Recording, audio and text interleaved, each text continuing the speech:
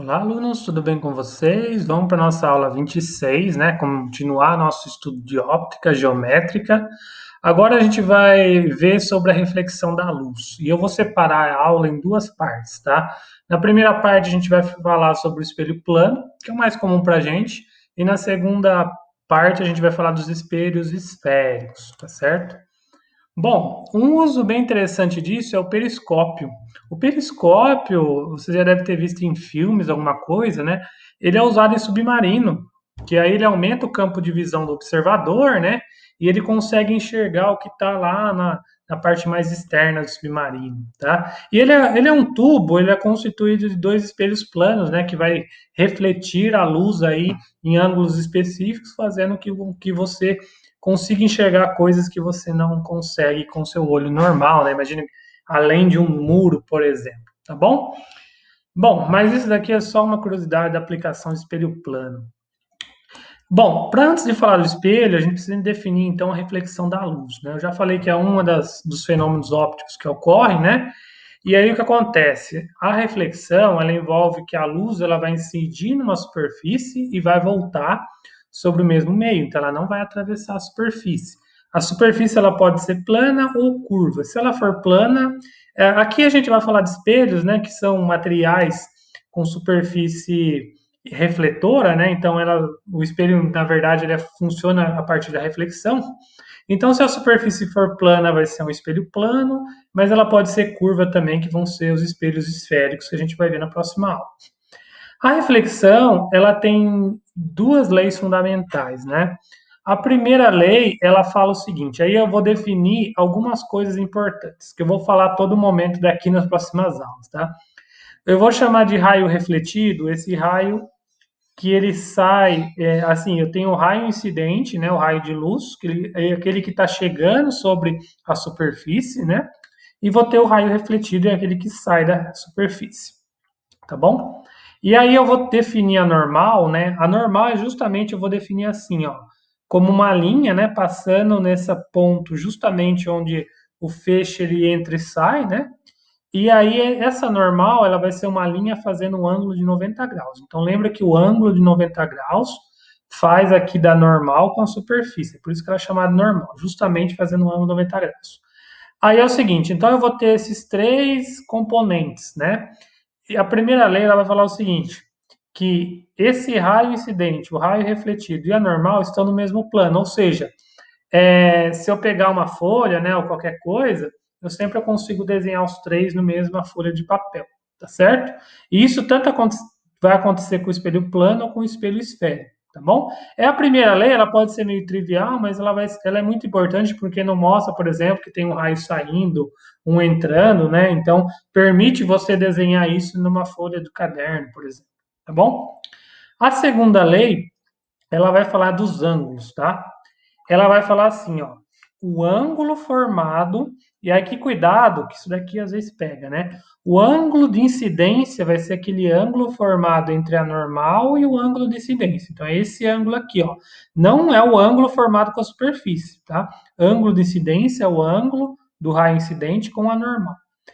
Ele vai ser igual, esse ângulo, exatamente igual em todas as ocasiões ao ângulo refletido. Então, esse ângulo aqui que é feito entre o raio refletido e a normal vai ser também igual ao ângulo de incidência. Essa é a segunda lei fundamental da reflexão, certo? Mas aqui eu chamo a atenção de vocês com o ângulo, tá? A definição do ângulo, então, é com a normal, não é com a superfície, tá bom? Então, a partir dessas duas leis, nós vamos conseguir, então, desenhar e estabelecer as imagens formadas com um espelho plano. E aí é o seguinte, o espelho plano, eu vou desenhar, você vai ver que sempre ele vai aparecer, ó, como uma linha reta, horizontal, né, com alguns riscadinhos. Esse riscadinho, ele significa a superfície não refletora, né, a superfície que não está polida. Então, nesse caso aqui, essa superfície de cima do espelho, ela é refletora, e a superfície de baixo não é, tá bom?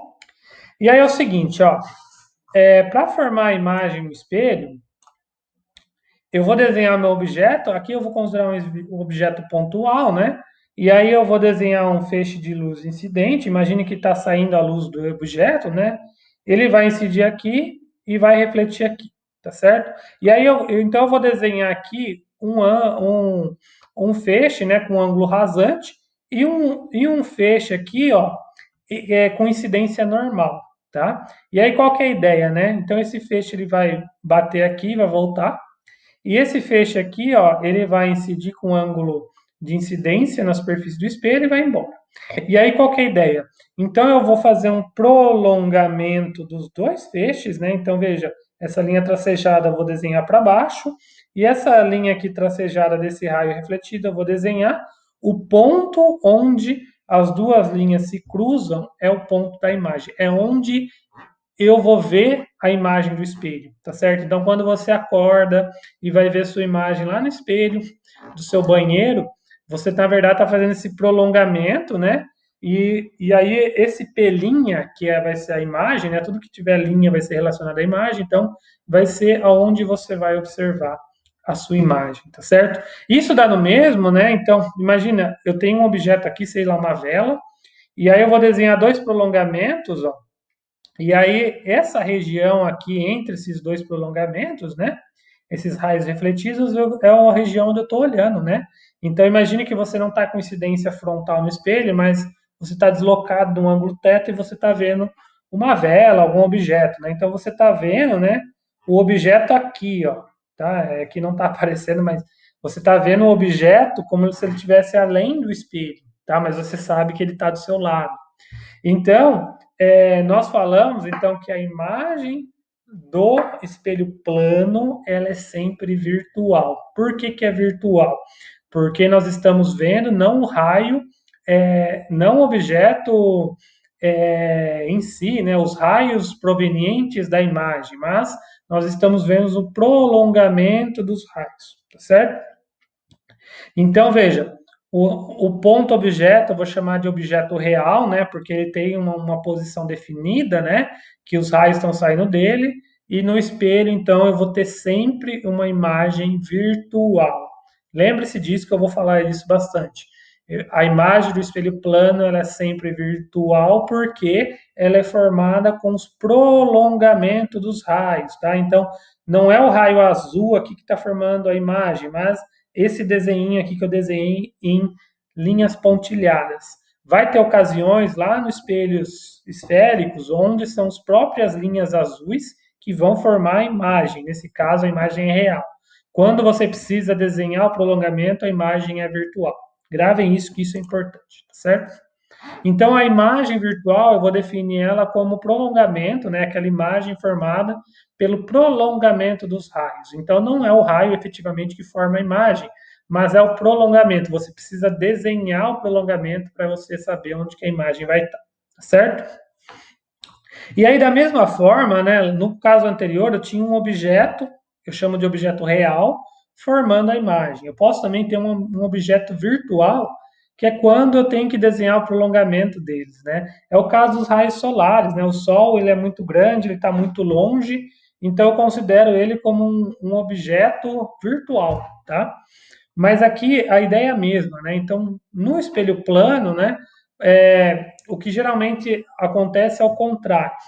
Um objeto real, que é o caso que a gente viu, forma uma imagem virtual, tá?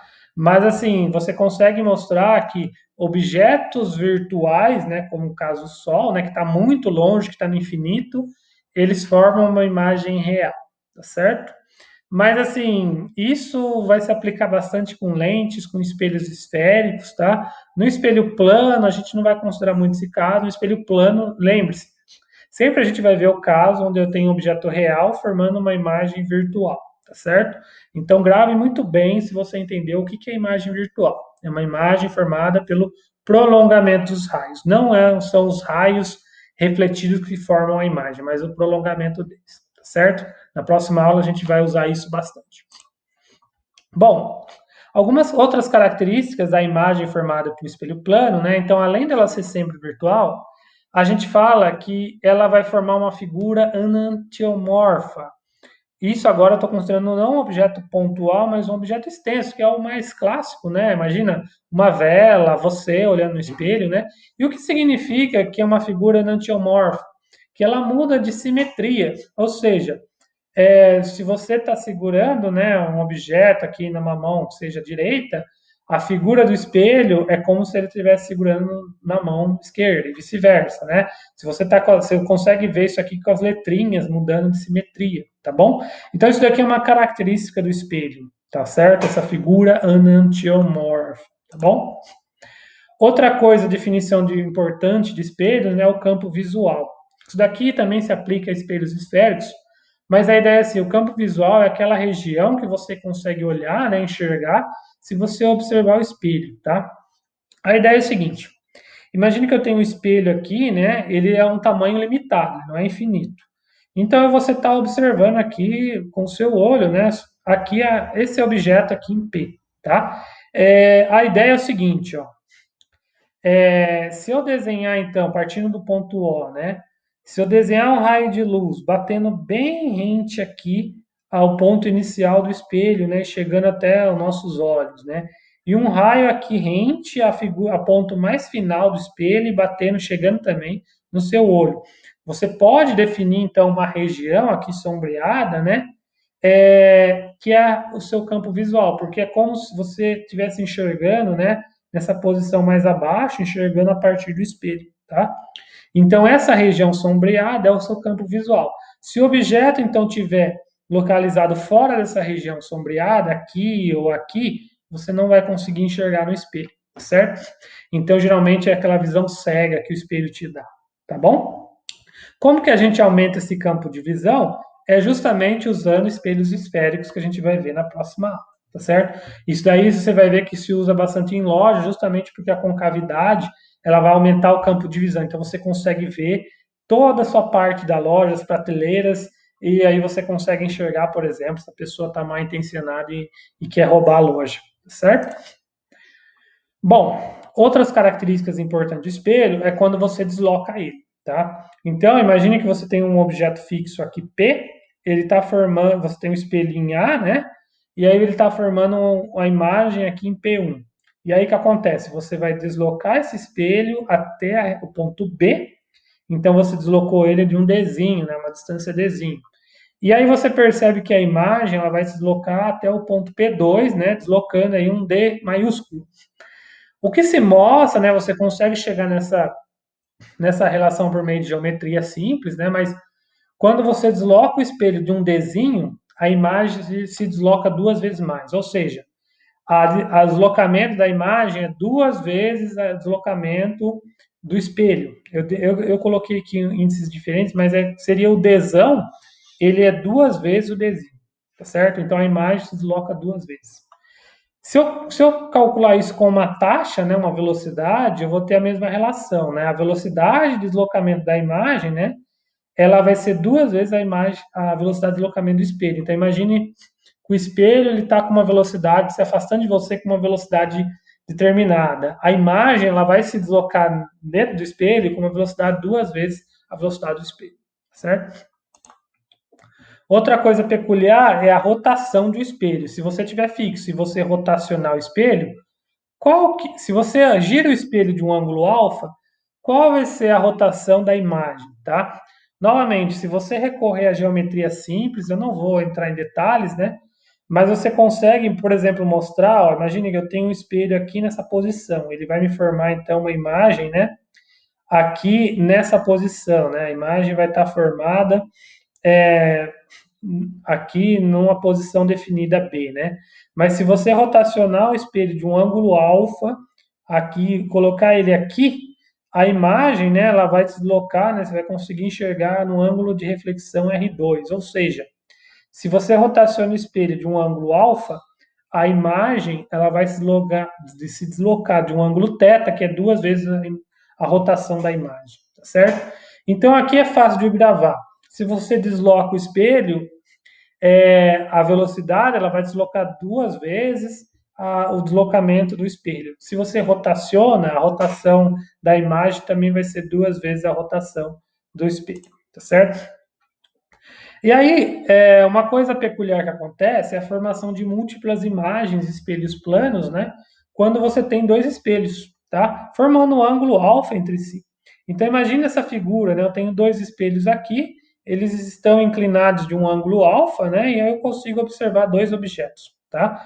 Só que é o seguinte, dependendo de onde eu colocar esse meu objeto, e dependendo da inclinação entre os espelhos, né? Eu vou ter múltiplas imagens. Por quê? Porque eu tenho um ponto P aqui, ele vai formar a imagem A1, e essa imagem vai ser objeto para esse segundo espelho, que vai formar uma imagem A2, e aí você tem, então, a formação de múltiplas imagens. A primeira imagem de cada espelho vai ser objeto para formar a segunda imagem, e assim sucessivamente, tá? Então, isso aqui é um caso de múltiplas reflexões.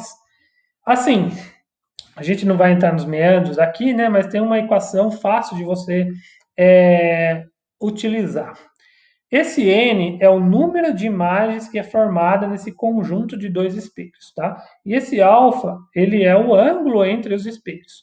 A ideia é o seguinte, se essa razão de 360 graus dividido por alfa for par, o número de imagens sempre vai ser ímpar, tá? Em qualquer lugar que o objeto tiver, tá? Então, esse pezinho aqui ele pode estar em qualquer lugar, se essa razão aqui do alfa e o 360 graus for par, então sempre você vai ter um número ímpar de imagens. Se essa relação for ímpar, aí que acontece? Você vai ter um número de imagens pares, né? Desde que o pezinho ele esteja na bissetriz do ângulo. O que é bissetriz? Se você traçar uma linha reta aqui entre esses dois espelhos, né? Se você colocar o objeto entre essa linha reta, que é a bissetriz do ângulo, você vai ter um número par de imagens, se essa razão for ímpar, tá? Então, se essa razão for par, o n é ímpar em qualquer lugar que esteja o objeto. Se essa razão for ímpar, o n vai ser par somente se tiver na bissetriz do ângulo, tá certo? E aí é legal também que a gente determina um ângulo morto aqui, né, que é essa região aqui, onde você não tem a formação de imagens, tá certo? Bom, gente, a gente viu, então, né, a formação de imagens de espelhos planos, algumas características, né, do espelho plano. Pode não parecer, mas a gente usa esse espelho a todo momento, né? É uma das primeiras coisas que a gente faz quando a gente acorda, a gente vai olhar no espelho lá no banheiro, né? Bom, aqui agora eu vou separar alguns exemplos para a gente tentar assimilar um pouco melhor, né? Então, eu tenho um raio de luz incidente no espelho plano, ele forma com a superfície um ângulo de 40 graus. Eu quero saber o ângulo de reflexão, né? Aqui a pegadinha, porque se você ler com rapidez, né, você vai falar, o ângulo de incidência é igual ao ângulo de reflexão, né, então é 40 graus. Não, não é 40 graus. Porque esse ângulo de 40 graus é o ângulo do feixe incidente com a superfície, é esse ângulo aqui, né? E como eu falei, o ângulo de incidência é o ângulo feito com a normal. Como que a gente sai disso? A gente sabe que esse ângulo todo aqui, né, da normal com a superfície é 90 graus. Então, se o ângulo do feixe incidente com a superfície é 40, então o ângulo incidente é a subtração, é esse trechinho aqui. Então, esse 90 menos 40, então o ângulo de incidência é 50 graus, e como o ângulo de incidência é igual ao ângulo de reflexão, então você tem o ângulo de reflexão valendo também 50 graus, certo? Então, cuidado aqui com essa uma pegadinha. O ângulo de incidente é sempre tomado com a normal.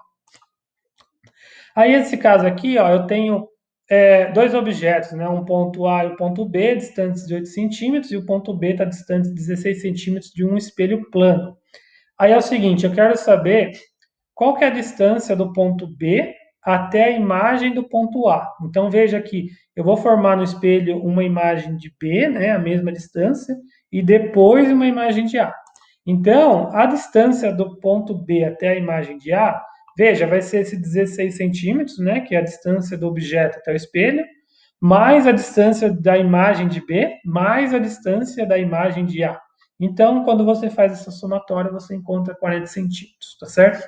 Então, quando chegar nesses exercícios, desenhe, tá? Na verdade, é uma dica que a gente vai ter que assumir aqui nas próximas aulas de óptica, porque vai chegar num ponto que não tem como. Você vai ter que desenhar no caderno para você conseguir entender melhor, desenhar os feixes incidentes e refletidos, né? Para você entender melhor o que está acontecendo ali, tá? Próximo exemplo. Eu tenho uma pessoa de pé distante de um espelho, né? Vertical. E aí ela afasta, né, 30 centímetros da pessoa, né? O que sucede com a imagem? Como a gente viu, então, Se o espelho ou a pessoa, né, é deslocamento relativo, se deslocam-se de uma distância dzinho, a imagem vai deslocar do dobro da distância. Então vai ser o dobro de 30, que é 60 centímetros, certo? Agora, no caso de rotações, né? Eu vou girar um espelho de um ângulo alfa e eu noto que a imagem ela rotacionou de 40 graus. Qual que é o ângulo alfa? Então, se a imagem rotaciona de 40 graus, a rotação do espelho é metade dessa rotação da imagem, então vai ser 20 graus. Apesar da relação ser simples, tente prestar atenção em interpretar quem que é a rotação da imagem, qual vai ser a rotação do espelho. Mesma coisa para deslocamento, tá? Porque senão você pode inverter e confundir os valores, tá bom? Agora, nesse caso aqui, ó, eu tenho 3 patinadores, né? Eu tenho 2 espelhos, né? Planos fixos. Aí o diretor ele consegue ver 24 patinadores, né? Eu quero saber qual que é o ângulo alfa entre os espelhos, sabendo que essa razão de 360 sobre alfa é um número inteiro, tá? Eu vou usar aquela relação, né? Porque é o conjunto de 2 espelhos. Só que aqui eu quero saber se n é o número de imagens para um objeto. Então, se eu tenho 3 patinadores e 24 imagens, então eu tenho que dividir 24 imagens, né, sobre os 3 patinadores para descobrir o alfa. Fazendo as contas, é fácil de você mostrar então que o alfa vai valer 36 graus. Então, esse alfa é o ângulo de inclinação entre os espelhos, certo? Pessoal, então é isso, tá? Espero que tenham gostado. Então, essa aula a gente detalhou aqui o espelho plano, e na próxima aula, então, a gente vai ver os conceitos de espelhos esféricos, tá bom? Obrigado e até a próxima.